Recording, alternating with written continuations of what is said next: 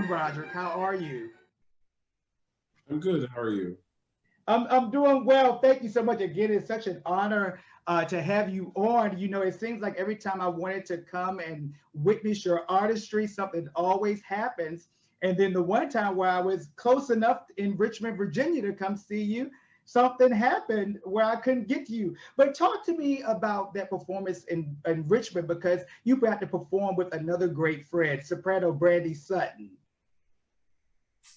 Yes, I've known Brandy for many years now, it seems, and it's been such a wonderful pleasure to watch how her career continues to flourish and grow. And she's a fantastic and amazing artist and a beautiful singer. So it was great to have her in Richmond with me to do Knoxville, Barber's Knoxville of summer. I forgot which summer. Wow. And I did symphonic, Rachmaninoff symphonic dances and Tchaikovsky's The Tempest. And yeah, it was a fantastic. Thank you. And I know that she sang the Depuis le jour by Charpentier, so that's a beautiful thing too. But let's just backtrack. I just wanted to open up with something familiar. Let's go a little bit backwards. COVID-19, of course, has affected everybody. And I was checking your schedule out. You had a full schedule like so many other people. How did you make that adaptation with COVID-19 and social distancing? Well, I suppose sorry, it's Barbara Summer of 1950. Got it. Okay. I suppose I'm still adjusting to this new dilemma that we're in with COVID. Yes, you're right. I had a number of concerts and things that were canceled, but and each week it seems like I'm taking it week by week in terms of my adjustment. I feel like it's taken me 2 months to find a sense of structure and a sort of equilibrium in terms of my emotions. But by and large, I've remained positive and remained busy for myself because I have my health and there's not much else to complain about. But it has given me time to certainly reflect on what's happening in the world and also reflect and try to think about what our industry will look like after this is over. What will the classical industry, I mean, what's left of it? Hopefully it will, it's going through a very testy time now. So trying to determine what type of artist and how I can contribute to the future of our precious, beautiful art form. Let's go ahead and talk about what's going on in the world. You know, even though it's a trying time, it's opening up some great conversations and some great dialogues about diversity, which you have certainly been in the forefront of. You recently moderated a wonderful panel of diverse conductors. And could you maybe talk about that panel and what inspired you to pull it all together? Well, actually, this is something I've been thinking about well before the recent protests and things that were happening in the United States, which was, I brought together 3 other amazing conductors from around the globe, Jonathan Hayward, Thomas Wilkins, and Michael Morgan. And I thought it would be very interesting to hear the perspectives from these conductors from 2 different generations. I believe Jonathan is a couple of years younger than me, and he's living in the UK, and his career is really flourishing. And you have Thomas Wilkins and Michael Morgan, 2 senior conductors who grew up in the 60s, born 1 year apart, and to just hear their experiences, hear how they've navigated what I like to describe as an elusive profession. And considering the new conversations people are having around classical music and the need to be more inclusive, to talk to some of these conductors who've been on the front lines of some of these initiatives for decades and learn how they have worked to bring people together. And so it was definitely an amazing and informative conversation, especially for me.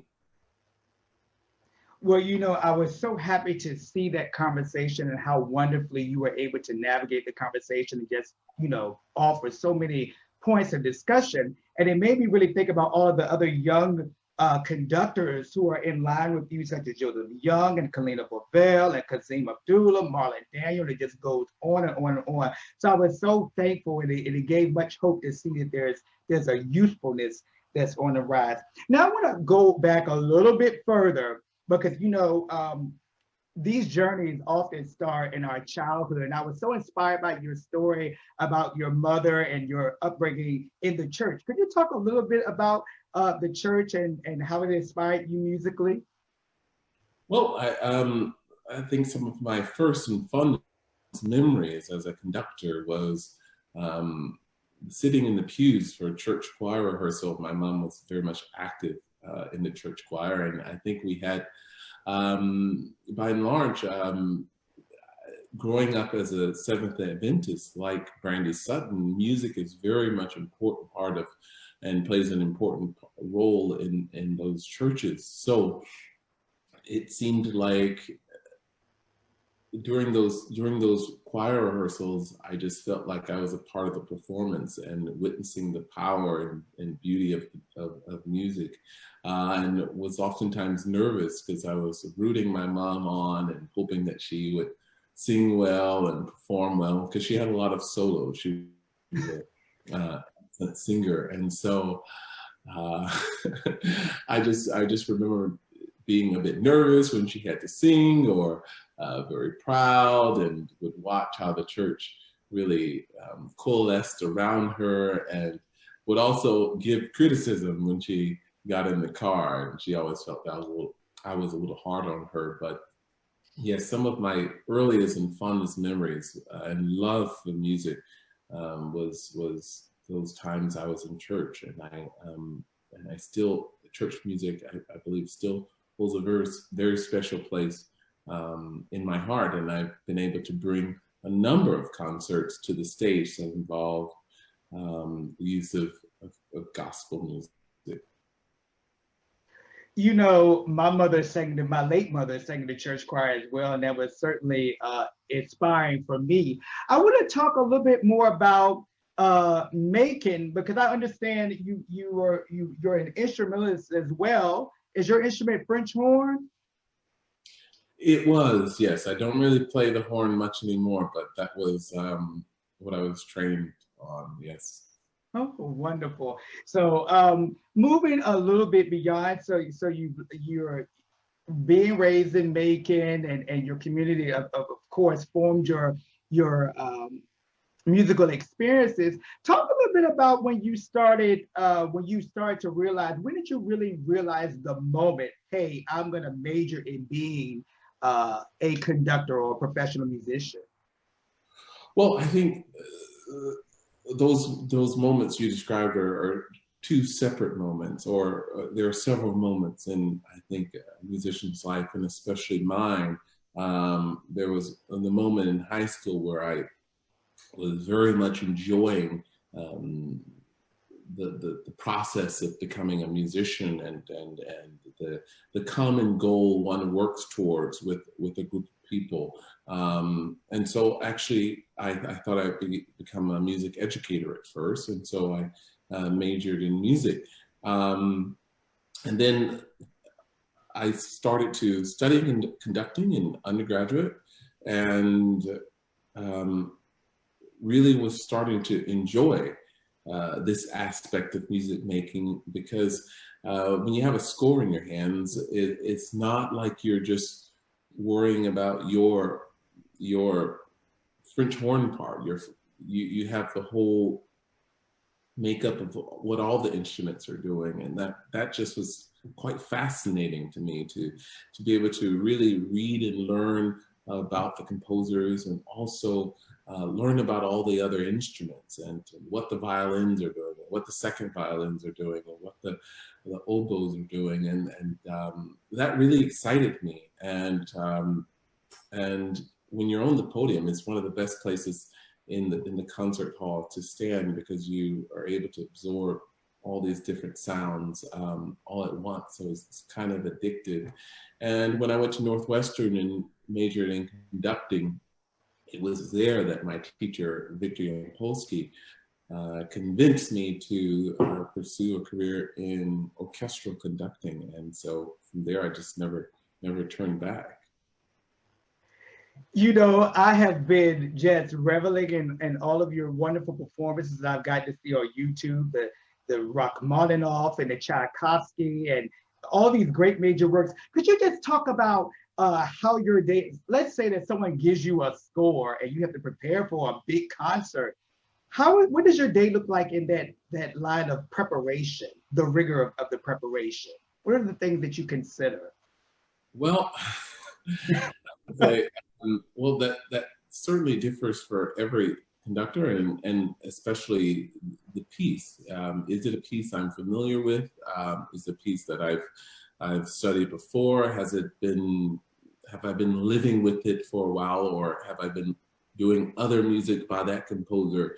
That is, therefore the starting point is very different. I need to understand the composer's vocabulary of writing first.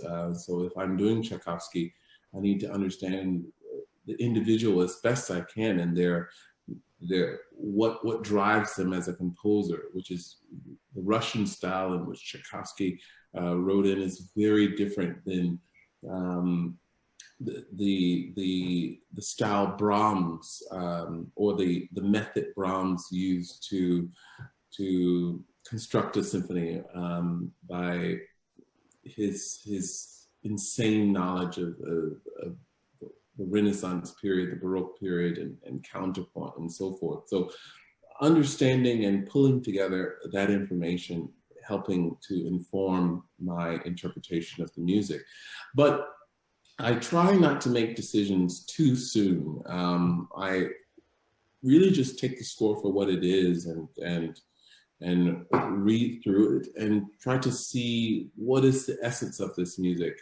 So the process of score studying has many dimensions that happens over a course of several months before you feel that you're ready to actually stand in front of the orchestra with a very clear interpretation of how you think this music should go and how it should sound.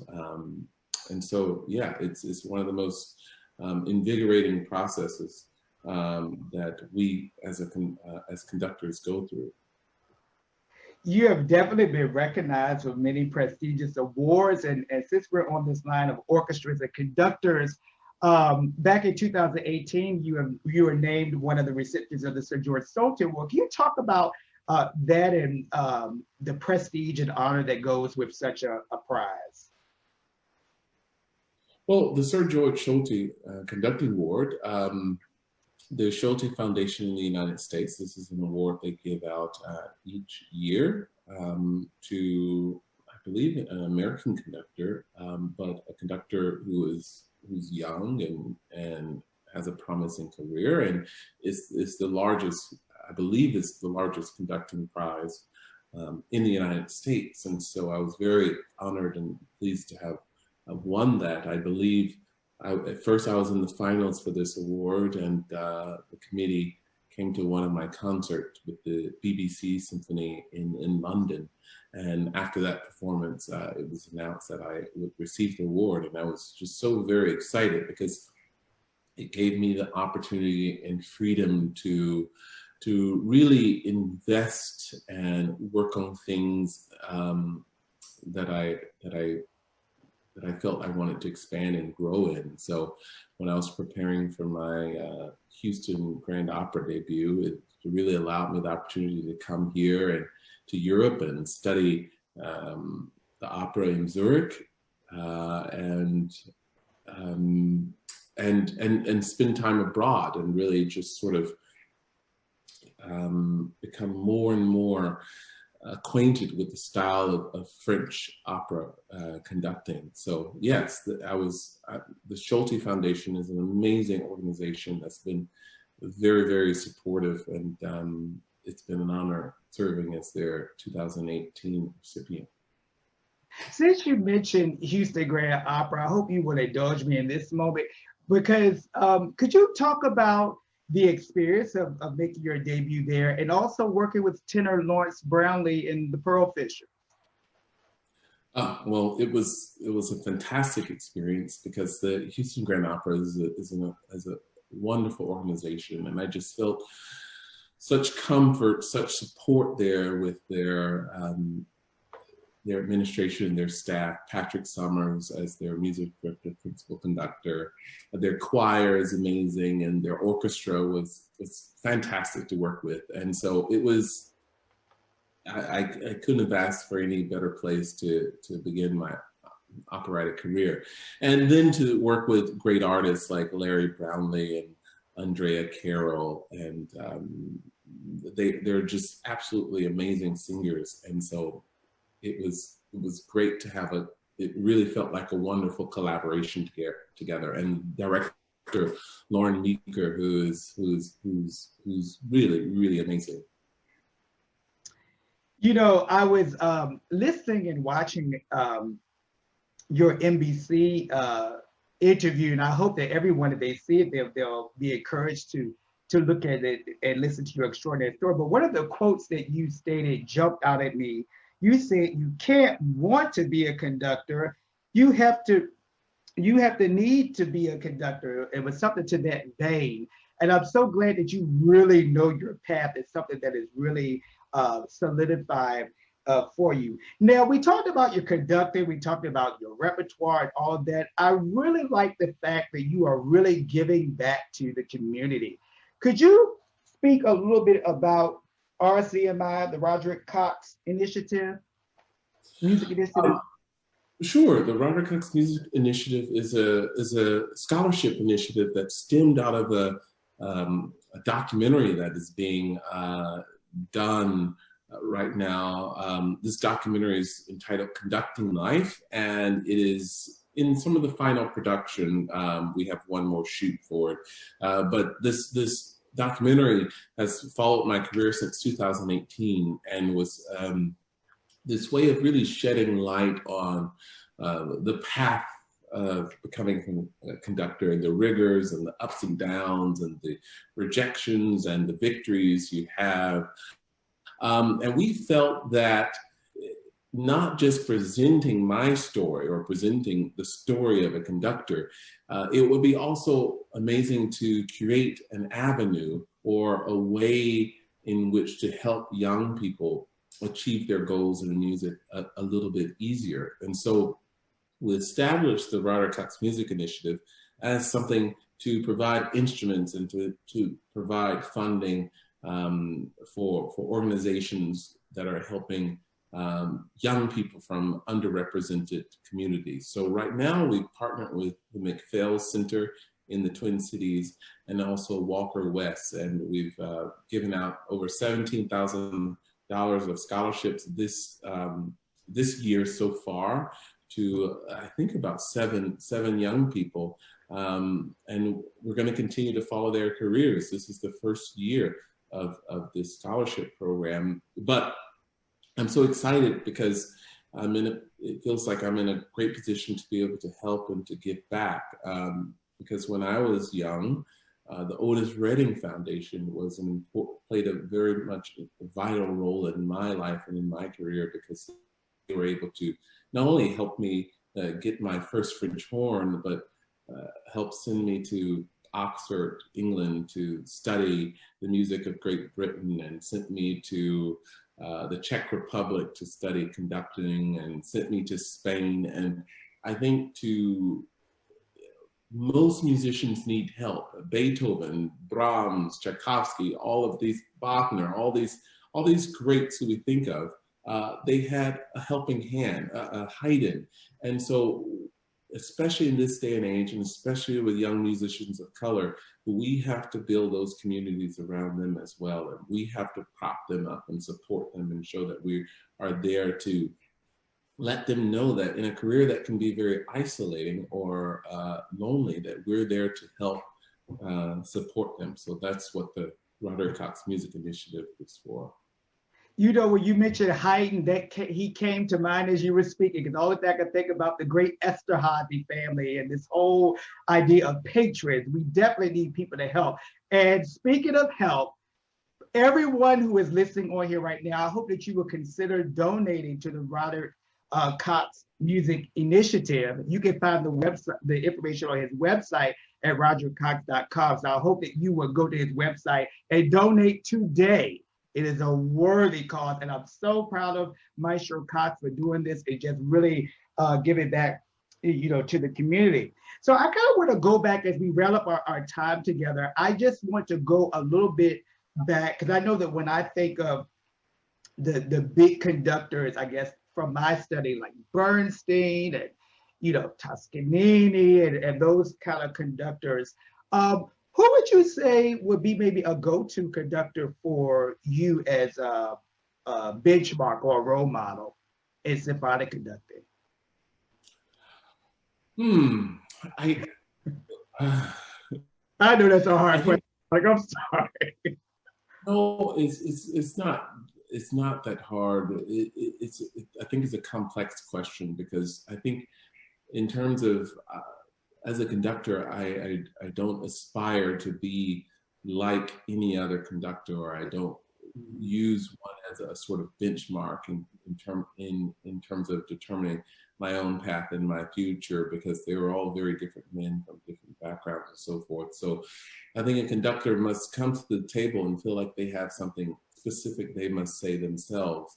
And in terms of these conductors, these great conductors, I look to so many depending on the repertoire. Sometimes I'm in the mood to hear Carlos Kleiber, and sometimes I'm in the mood to hear Marius Janssens, and sometimes I want to hear some of the young great conductors like Daniel Harding or Anders Nelsons, and so I'm like a sponge that way, and very much interested in hearing a lot of different voices, and try to seek inspiration through every performance I see.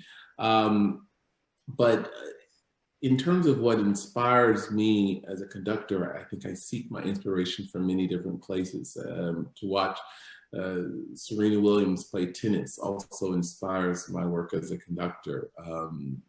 To see President Obama as a leader of a country very much divided inspired my work as a conductor, and to hear Jesse Norman sing in Shape of Phrase really inspires my work as a conductor to really dig deeper and find a deeper meaning in the music, and to, I believe, go to deeper dimensions of music making, because, like I said, there's a point in which you know a piece, and then there's a moment in which the piece feels like it's a part of you, knowing it, and then it feeling like it's a part of you. It's feeling like it's a part of your story. Is a whole nother dimension that takes time and takes experiences and exposure to get to. And so, yeah, those are.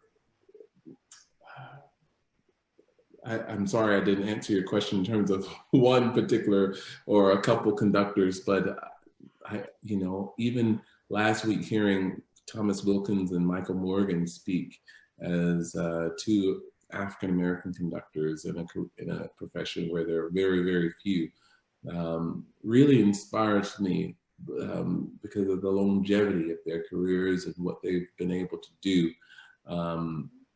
as young musicians growing up in the 60s, in a time where they were probably, or many of their other counterparts were told no. So very much, I think a lot of examples like that inspire my work. Thank you.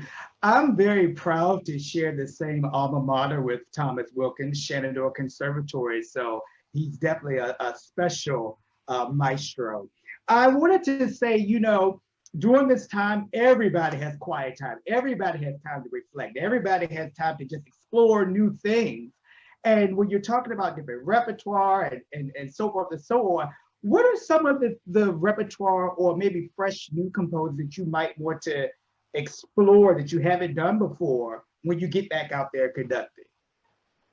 Well, I don't necessarily have a bucket list. I think I'm working on the repertoire for next season, my San Francisco opera debut of Rossini, Barbara Seville, and other performances that are coming up next season. I think this has given me a lot of time to read more, especially composers that I really gravitate towards or love. So I've been reading, as you can see, Brahms, Johannes Brahms is back there. It's probably a very nerdy thing to have on my wall, but I love Johannes Brahms. And so I've been reading his biography again. And so, yeah, that it's given me time to do that. I just moved to Berlin not too long ago. So it's given me some time to really learn and enjoy the city a bit more. I absolutely love Brahms. Yesterday, I interviewed the soprano Janice Chandler Timmy, and that's one of her signature works, the Brahms Requiem. That's a wonderful. I just love the darkness and richness of Brahms. You know, I just want to again just say thank you so much, Roderick. I don't know if you fully know that just the appreciation and honor that I have for you, and I'm sure everyone who's listening and watching share the same sentiment. You're such a brilliant musician, and as I mentioned, I've been watching you from afar. And when I saw you were going to be in Richmond, I was like, oh my goodness, I could get there. But that was at the time that I was at Virginia State teaching, and I missed that performance. So I'm definitely glad that we're sharing this time. As we wrap up, I want to go back to the conversation that we kind of talked about when we were talking about the fact that this time is opening up new discussions and so forth. And this is just a question. I know we didn't necessarily prepare for this, but I think you'll be okay. Do you see the inclusion of more Black symphonic composers once we move ahead and trudge forward? I believe so, in the sense that I'm very hopeful in seeing a lot of younger and newer voices starting to make their way. I mean, if you look at composer James Lee III, yes, last season, I mean, he had performances with I think Detroit, Chicago, Cincinnati, Minnesota's coming up, and so forth. And so he's having his works played by a lot of major orchestras. And you look at Valerie Coleman, her debut with the Philadelphia Orchestra with Emoja, and Jesse Montgomery, and yeah, there's so many newer voices that are coming up, and it's only going to inspire more young composers to put their music forward. I think now that young people or people from diverse backgrounds are perhaps seeing a bit of a path forward, that hey, you know, if she can do it, or if he can do it, then perhaps me as well. I think that certainly gives hope. And so I think we should see more, and will see more in the future. How much? Will it be enough? I don't know. I think we need to have a more aggressive approach to build these to support these artists and to bring more to the forefront, to try to catch up to several to a couple hundreds, a couple centuries of playing music by white composers. But yeah, there's definitely hope. Well, James Lee III is certainly a favorite here in Washington and in the Baltimore area, and I was at a world, not the world premiere, but I was at a presentation of one of his newer works that Nolan Williams put together, and it was conducted by Julius P. Williams, it escapes me right now, but he's certainly a favorite here. And now that Carlos Simon is here in the area at Georgetown. Yeah, Carlos, yes, great. So I just look forward to really hearing more of those works. And as we wrap up again, Roger, just thank you so much for being open to this conversation. I hope it won't be the last time that we chat. And this brings me to my next question, just to close out. When are we going to see you in Washington? I hope that one day we'll get to see you at the Kennedy Center conducting the National Symphony as a guest conductor or something. I hope that we can see you here. Well, I mean, I was with the National Symphony in 2015, and so it's been a couple of years. It's an orchestra I certainly respect and know, and have many colleagues and friends there, and so hopefully in the next couple seasons I will be back there. We just have to, I think we all just have to get back to the concert stage first and get through this COVID-19.